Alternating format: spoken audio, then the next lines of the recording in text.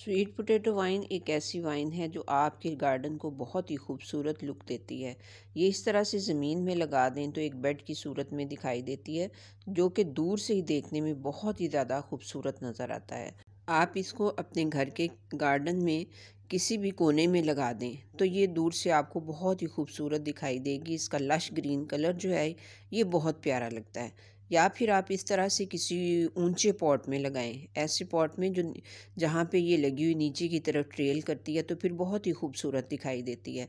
दो कलर्स में लगा लें मिक्स करके तो फिर और भी ज़्यादा खूबसूरत दिखाई देती है। इसको ग्रो करना भी बहुत ही ज़्यादा आसान है। आप इसकी छोटी सी कटिंग लेके फ्रंट से काट लें और उसको मिट्टी में दबा दें तो ये 2-3 दिन के बाद इसकी नई नई पत्तियां जो हैं वो आना स्टार्ट हो जाती हैं।